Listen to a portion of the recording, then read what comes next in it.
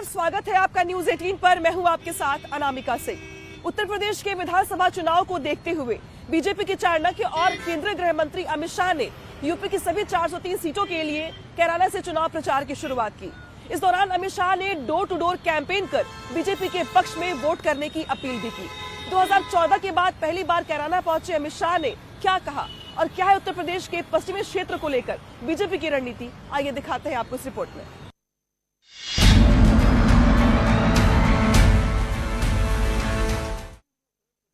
केंद्रीय गृह मंत्री अमित शाह ने मिशन उत्तर प्रदेश के लिए अपने कैंपेन का आगाज कैराना से किया।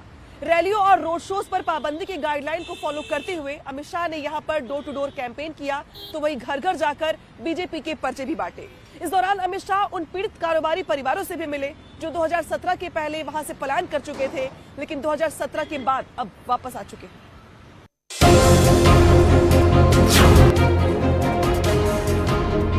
अमित शाह ने मिशन 403 का आगाज कैराना से शुरू किया। शनिवार को अमित शाह कैराना पहुंचे और डोर टू डोर कैंपेन किया। अमित शाह का कैराना की जनता ने फूलों से स्वागत किया। शनिवार को जैसे ही केंद्रीय गृह मंत्री अमित शाह कैराना पहुंचे, स्थानीय निवासियों ने शाह का फूलों से स्वागत किया।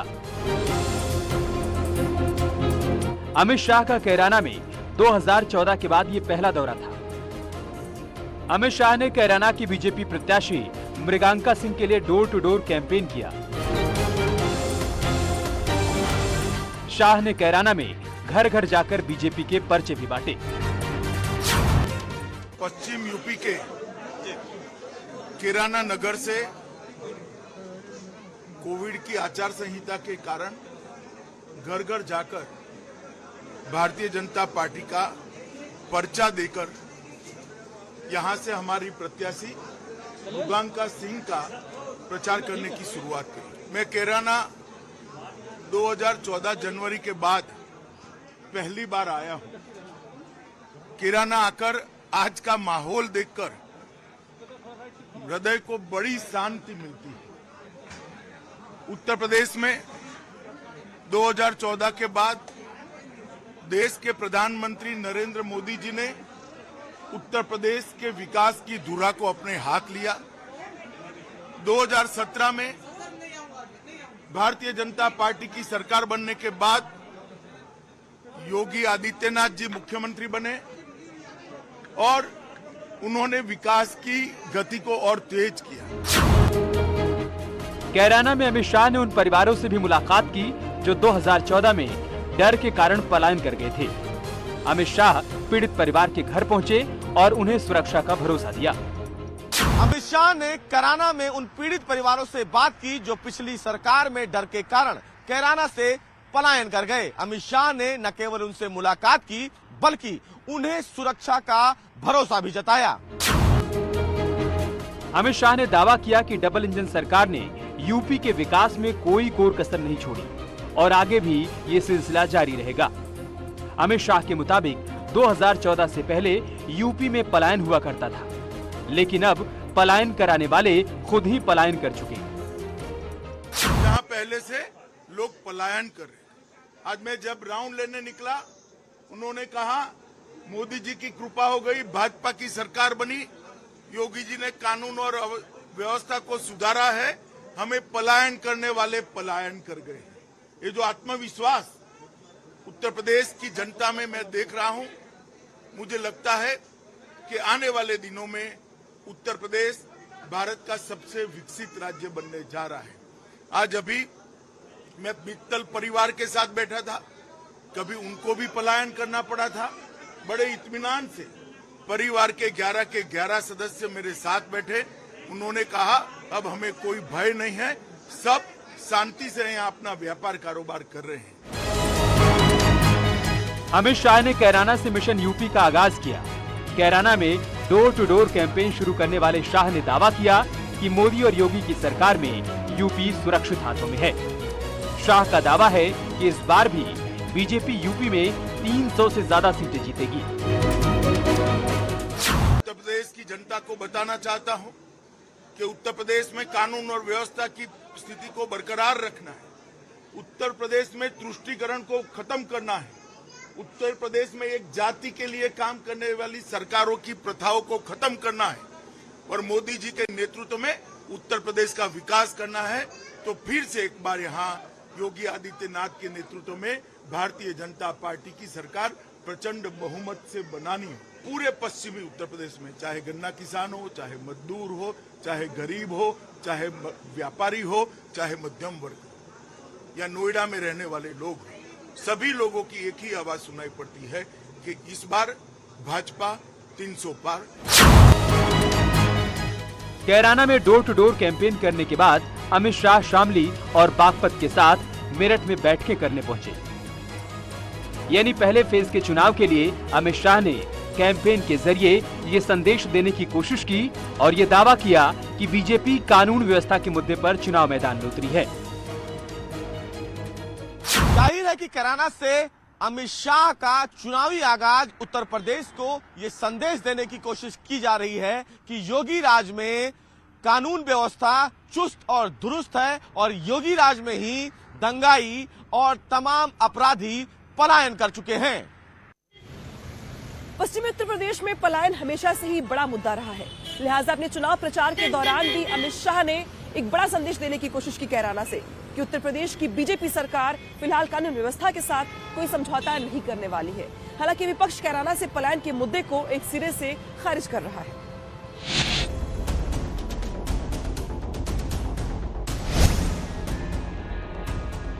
पिछली सरकार बहुत खराब रही है। उसमें हमसे रंगदारी मांगी गई है, हमें प्रताड़ित किया गया है पिछली सरकार में। 3 साल तक रहे हैं बाहर। सन 2014 में हम यहाँ से चले गए थे, 2017 में वापस आए हैं। बीजेपी में आने के बाद सर एकदम कैराना बिल्कुल चेंज हो गया है। 2017 के बाद से जो चेंज देखा है उसी से हमें फील होता है कि अब कोई डरने की ऐसी बात है नहीं। ये वो कारोबारी हैं जो कैराना में डर और भय के कारण अपनी जमीन छोड़ पलायन कर चुके थे। 2017 में योगी सरकार आने के बाद इन्होंने फिर वापसी की। 2017 के चुनाव में कैराना के पलायन का मुद्दा बहुत ही जोर शोर से उठाया गया था। बीजेपी का आरोप है कि दंगाइयों के डर से कुछ कारोबारी परिवार अपना कारोबार छोड़ के कैराना से पलायन कर गए, लेकिन जब योगी सरकार आई तो उन कारोबारियों को वापस लाया गया और वहां पर बसाया गया। कैराना के यही वो व्यापारी और कारोबारी हैं जिनकी वापसी 2017 में योगी सरकार के आने के बाद हुई है। जाहिर है बीजेपी इस मुद्दे को 2022 में भी भुनाने की कोशिश में है। इससे पहले भी कैराना पलायन का मुद्दा जमकर उठाया गया था। तब तत्कालीन बीजेपी सांसद हुकुम सिंह ने आरोप लगाया था कि कैराना में कानून व्यवस्था खराब होने के कारण कारोबारी पलायन कर रहे हैं। अब एक बार फिर बीजेपी दावा कर रही है कि डबल इंजन की सरकार में सभी सुरक्षित हैं और कैराना को सभी योजनाओं का लाभ मिल रहा है। मैं उत्तर प्रदेश की जनता को बताना चाहता हूं कि उत्तर प्रदेश में कानून और व्यवस्था की स्थिति को बरकरार रखना है। उत्तर प्रदेश में तुष्टीकरण को खत्म करना है। उत्तर प्रदेश में एक जाति के लिए काम करने वाली सरकारों की प्रथाओं को खत्म करना है और मोदी जी के नेतृत्व में उत्तर प्रदेश का विकास करना है। तो फिर से एक बार यहाँ योगी आदित्यनाथ के नेतृत्व में भारतीय जनता पार्टी की सरकार प्रचंड बहुमत से बनानी है। अखिलेश बाबू, आपके 5 साल में जो हुआ है गुना 5 कर जरा हिसाब मिला दीजिए, नहीं होगा। आप क्या विकास की बात करेंगे? विकास आप नहीं कर सकते हो। जो जाति की राजनीति करते हैं, जो तुष्टीकरण की राजनीति करते हैं, वोट बैंक के लिए माफिया और गुंडाओं को खुले छूट मिलती है, वो लोग विकास नहीं कर सकते। कैराना के बाद अमित शाह शामली, बागपत और मेरठ में कार्यकर्ताओं के साथ बैठक करने पहुंचे। साथ में मेरठ में प्रबुद्ध लोगों से भी उन्होंने मुलाकात की। कानून व्यवस्था पर अखिलेश पर वार करते हुए शाह ने कहा कि इस बार सिर्फ मोदी के नाम पर वोट कीजिए। अभी भी पूरे प्रदेश की जनता को कहना चाहता हूँ, प्रत्याशी मत देखिए, विधानसभा मत देखिए, कौन मंत्री कौन मुख्यमंत्री मत देखिए, मोदी जी के सामने देखिए, भारत माता का मानचित्र नजर के सामने रखिए और कमर पर थप्पा लगाकर भारत माता का। पश्चिमी यूपी की 58 सीटों पर पहले फेज के लिए मतदान है। कैराना से अमित शाह ने प्रचार का आगाज किया तो वहीं सीएम योगी ने शनिवार को बुलंदशहर, अलीगढ़ में डोर टू डोर प्रचार का जिम्मा संभाला। सीएम योगी भी प्रदेश में कानून व्यवस्था के मुद्दे को लेकर विपक्ष पर हमलावर रहते हैं। सीएम योगी ने कहा कि पिछली सरकारों में लोग पलायन करते थे, अब अपराधी पलायन करते हैं। सरकार ने जो कहा सो करके दिखाया। आपने और प्रदेश की 25 करोड़ की आबादी ने देखा है कि 2017 के पहले प्रदेश में व्यापारी, संभ्रांत नागरिक और सामान्य नागरिक पलायन करते थे। प्रदेश की प्रगति अवरुद्ध हो गई थी, लेकिन 2017 के बाद अपराधी पलायन कर रहे हैं। 2022 के घमासान में बीजेपी पलायन के मुद्दे को चुनाव में जिंदा रखना चाहती है और इसीलिए अपने सभी सभाओं के जरिए पलायन के मुद्दे को वो जनता के बीच में ले जा रही है। पलायन किसका हुआ? उत्तर प्रदेश से तो दंगाइयों का। पलायन किसका हुआ? तो अपराधियों का। पलायन किसका हुआ? तो व्यभिचारियों का। पलायन किसका हुआ? तो माफियाओं का। पलायन किसका हुआ? तो गुंडागर्दी करने वाले, कब्जा करने वालों का। और प्रगति हुई मेरे प्रदेश की। और अब जब से भाजपा सरकार है, अब पलायन करवाने वालों का पलायन हो रहा है। अब कोई माई का लाल पलायन नहीं करवा सकता उत्तर प्रदेश के किसी नागरिक का। भारतीय जनता पार्टी की जो सरकार है, इसीलिए मैं कहता हूं उत्तर प्रदेश से पलायन करने को मजबूर हुए, पलायन करवाने वाले, इसीलिए यूपी मांगे फिर से भाजपा सरकार।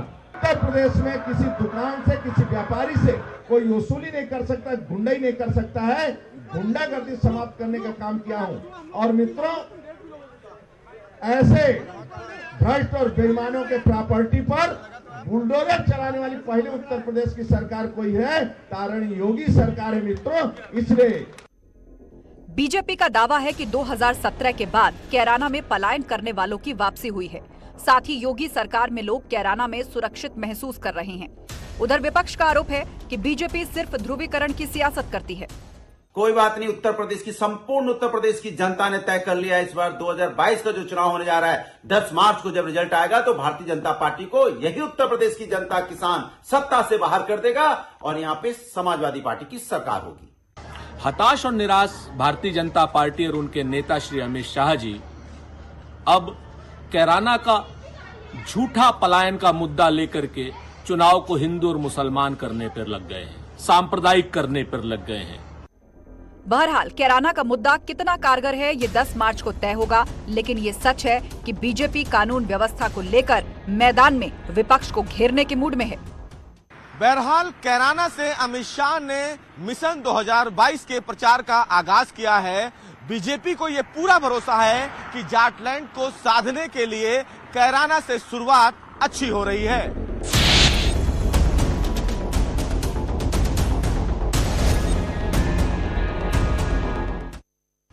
पश्चिमी उत्तर प्रदेश में बीजेपी अपने 2017 के परफॉर्मेंस को वापस से दोहराना चाहती है। बीजेपी अपने जाट वोट बैंक को भी एक बार फिर से वापस लाना चाहती है, जो किसान आंदोलन की वजह से नाराज चल रहा था। और शायद यही वजह है कि पश्चिमी उत्तर प्रदेश में बीजेपी के दिग्गज नेताओं ने अपना अपना मोर्चा भी संभाल लिया।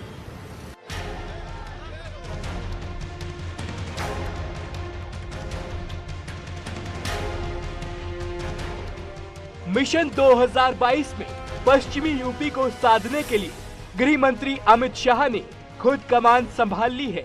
यही नहीं, बीजेपी के दिग्गज नेताओं ने भी पश्चिमी यूपी में डेरा जमा रखा है। हालांकि अमित शाह के कैराना प्रचार से विपक्ष में खलबली मच गई है। पश्चिमी यूपी में अमित शाह के खुद कमान संभालने के पीछे की असली वजह है एसपी और आरएलडी के वोट बैंक में मची खींचतान। 2017 विधानसभा चुनाव में मुजफ्फरनगर दंगों के चलते खास तौर से पश्चिमी यूपी में एसपी को बड़ा नुकसान हुआ था, जबकि बीजेपी को बड़ा फायदा हुआ था। उसके पहले जो पश्चिमी उत्तर प्रदेश में दंगे हुए थे और जो ध्रुवीकरण हुआ था और जाट समुदाय का जो एक भारतीय जनता पार्टी के प्रति झुकाव हुआ था, उसका पूरा फायदा पार्टी को मिला था।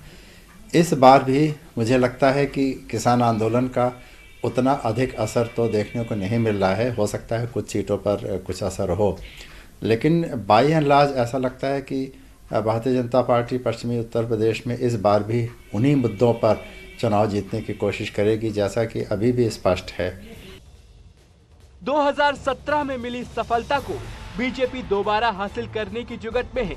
इसलिए बीजेपी के दिग्गज नेता पश्चिमी यूपी में डेरा जमाए हुए हैं। शनिवार को कैराना, बागपत और शामली में शाह ने कैंपेन किया तो बिजनौर में बीजेपी के राष्ट्रीय अध्यक्ष जेपी नड्डा ने मोर्चा संभाला और खुद सीएम योगी ने अलीगढ़ और बुलंदशहर में कमान संभाली। समग्र प्रदेश के अंदर विकास की एक नई उत्साह की लहर दिखाई दे पड़ती। ढेर सारे रोड, ढेर सारे एयरपोर्ट्स, मेडिकल कॉलेज, हर गरीब के घर में गैस, हर गरीब के घर में शौचालय, हर गरीब के घर में लाइट, हर गरीब को प्रधानमंत्री आयुष्मान भारत योजना का कार्ड, कोरोना के समय में हर व्यक्ति को मुफ्त टीका, हर व्यक्ति को मुफ्त राशन, ये सारी योजनाएं उत्तर प्रदेश में मोदी जी ने जो भेजी है, योगी जी ने नीचे तक उसको लागू किया है। मगर कोई भी प्रदेश हो, इसके विकास की प्राथमिक शर्त होती है कि वहां कानून और व्यवस्था की स्थिति ठीक हो। वहीं अलीगढ़ और बुलंदशहर के वोटर्स के बीच खुद सीएम योगी 5 साल के विकास कार्यों को लेकर पहुंचे। अनुमान कर सकते हैं पिछली सरकार के समय, समाजवादी पार्टी की सरकार के समय 5 साल में 18,000 लोगों को मकान सैंक्शन हुए, ये एक को भी नहीं। और भारतीय जनता पार्टी की सरकार के समय, डबल इंजन की सरकार ने 5 साल में 43 लाख लोगों को एक घर दे दिया। दरअसल समाजवादी पार्टी और आरएलडी गठबंधन की पहली लिस्ट आने के बाद बीजेपी हमलावर है।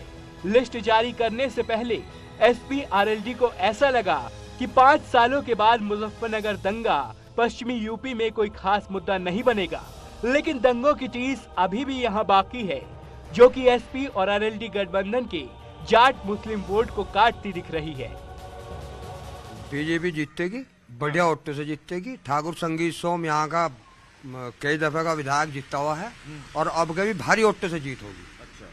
कैली गांव बहुत वोट दे रहा, दबा के वोट दे रहा, छक्के वोट दे रहा। ना जब से बीजेपी की सरकार आई है, ना तो गुंडागर्दी हुई है और ना किसी मुसलमान को यहाँ सताया गया है। यहाँ सब भाई प्रेम से रह रहे हैं, प्यार से रह रहे हैं और सभी भारतीय जनता पार्टी के साथ हैं। जाट भी सब, मुसलमान भाई भी सब मिलजुल के रह रहे हैं, सब देख रही हैं आप। भारतीय जनता पार्टी पे सब विश्वास करके चल रहे हैं। भारतीय जनता पार्टी ने उत्तर प्रदेश में काम किया है, योगी आदित्यनाथ जी ने काम किया है, योगी जी ने और मोदी जी ने मिलकर काम किया। विकास देखना आप, विकास हो रहा है। रैपिड रेल वाली है मेरठ में और NH-58 जो हम दिल्ली यहाँ से टाइम लगता था हमें जाने में 4-4 घंटे लगते थे, अब हम 1 घंटे में दिल्ली पहुँच जाते हैं। हमारे बराबर का गांव है, मोमडन मुस्लिम भाई हमारे रहते हैं और ये हमारा अपना गांव है, लेकिन इसमें सभी मोमडन मुस्लिम भाइयों का यही है कि सब बीजेपी की तरफ ही जा रहे हैं। पहली लिस्ट पर बवाल होने के बाद शायद एसपी आरएलडी भी दंगों के फैक्टर को समझ चुके हैं। यही कारण है कि मुस्लिम बाहुल्य मुजफ्फरनगर में एसपी और आरएलडी ने एक भी मुस्लिम कैंडिडेट नहीं उतारा है। बीजेपी भी समझ चुकी है कि पश्चिमी यूपी में विपक्ष घिर चुका है। पहले भी हो सकती थी, उनकी सोच विघटनवादी थी, उनकी सोच तोड़ने वाली थी, उनकी सोच विनाश करने वाली थी। हमारी सोच विकास की है, राष्ट्रवाद की है, सबको साथ लेकर के चलने की है और ये सोच टिकट वितरण की सूची में भी देखने को मिल रहा है। कैराना से चुनाव प्रचार शुरू करने के लिए अमित शाह को सबसे बड़ी वजह इस बार खुद एसपी ने ही दी थी। यहां से एसपी के टिकट पर घोषित उम्मीदवार नाहिद हसन गिरफ्तार हो चुके हैं। अब कहा जा रहा है कि एसपी नाहिद हसन की बहन इकरा हसन को कैराना से टिकट दे सकती है, लेकिन बीजेपी उन्हीं मुद्दों को लेकर पश्चिमी यूपी को साधने में जुटी है। Bureau report, news 18। आइए अब आपको दिखाते हैं पश्चिमी उत्तर प्रदेश का सियासी समीकरण क्या कहता है। 2017 के चुनाव में किस पार्टी को पश्चिमी उत्तर प्रदेश में कितनी सीटें मिली थी और फिलहाल वहां पर जनता का मूड क्या है।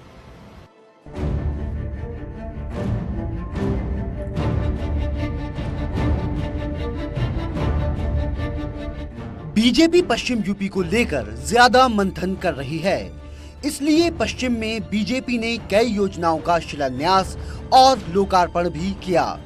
हालांकि किसान आंदोलन को लेकर बीजेपी जाट वोट बैंक को लेकर चिंतित दिख रही है, इसलिए बीजेपी के दिग्गजों ने पश्चिम यूपी में कमान संभाल लिया है। बीजेपी का दावा है कि अब की बार 300 से ज्यादा सीटों पर जीत दर्ज करेगी। अगर 2017 विधानसभा चुनाव की बात करें तो बीजेपी को पश्चिम यूपी की 136 सीटों में से 109 सीटें मिली थीं। वहीं समाजवादी पार्टी को सिर्फ 21 सीटें ही हासिल हुईं, जबकि कांग्रेस को 2 और बीएसपी के खाते में 3 सीटें गई थीं। 2017 विधानसभा चुनाव में पूरे प्रदेश में पीएम नरेंद्र मोदी की लहर थी, जिसमें जाट वोट बैंक ने बीजेपी को जमकर वोट भी किया था। अगर जाट समीकरण की बात करें तो पश्चिम यूपी में 17% जाट वोट हैं, जिनका 120 सीटों पर असर है। वहीं 30 सीटों पर जाट निर्णायक की भूमिका में हैं, जबकि पूरे यूपी में 3 से 4% जाट मतदाता हैं। वहीं पश्चिम यूपी में जातिगत समीकरण की बात करें तो करीब 27% मुस्लिम मतदाता हैं, 17% जाट वोटर हैं, साथ ही 25% दलित समुदाय के लोग हैं। वहीं 4% गुर्जर और 8% राजपूत मतदाता हैं। ये तो सच है कि समाजवादी पार्टी को मुसलमानों का सपोर्ट है, लेकिन ध्रुवीकरण की स्थिति में दलित, जाट, गुर्जर और राजपूत एक मुश्त वोट करते हैं। शायद यही कारण है कि जब भी ध्रुवीकरण होता है तो बीजेपी के पक्ष में हिंदू वोट इकट्ठा हो जाता है। Bureau report, news 18।